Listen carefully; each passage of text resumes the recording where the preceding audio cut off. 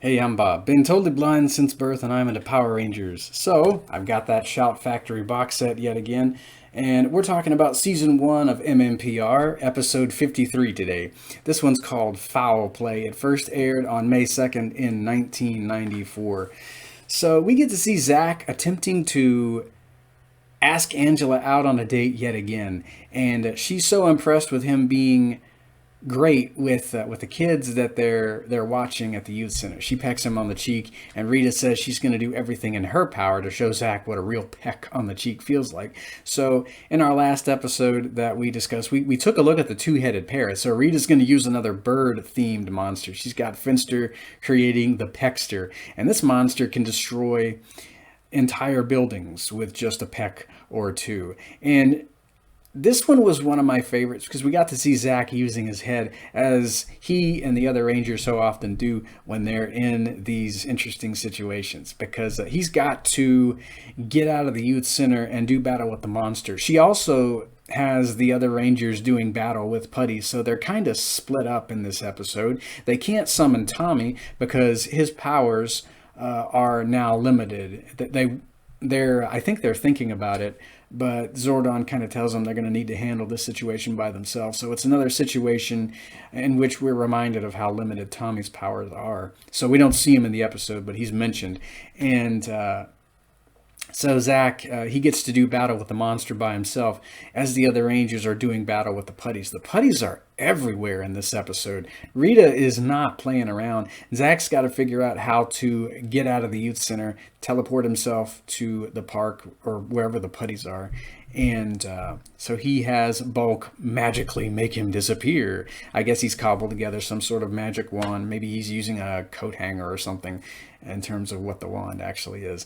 So he has Bulk basically call himself a goon in this ominous chant. Bulk doesn't figure out he's calling himself a goon until Zack is gone, but of course everybody thinks Zack has magically disappeared, so he can do battle with the monster. And it's not an easy fight. The Peckster does actually best Zack. He's a very fierce, very vicious monster. I owned the Peckster in the Evil Space Aliens line back when I was a kid in the 90s. He had an opening and closing beak. You'd push a little button on his back, and that beak would open and close.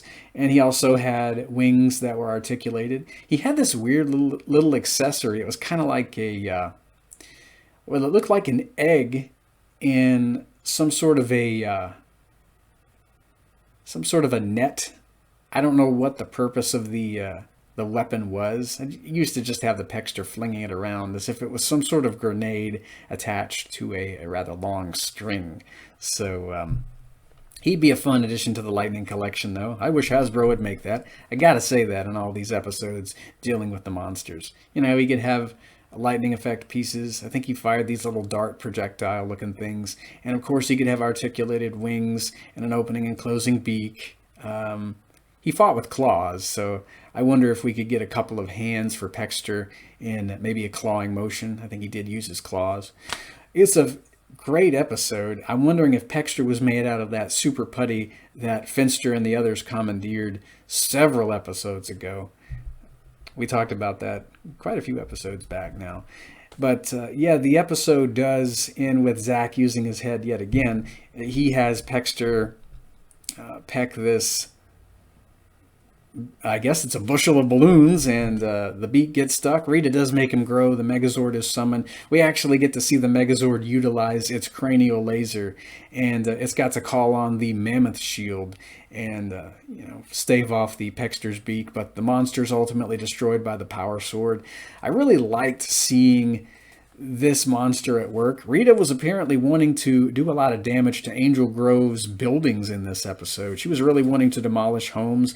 The monster could also generate tornadoes with its wings, and he was not an easy foe to defeat, but of course they do manage to do that, and Rita is upset, as she always is when her monsters are destroyed.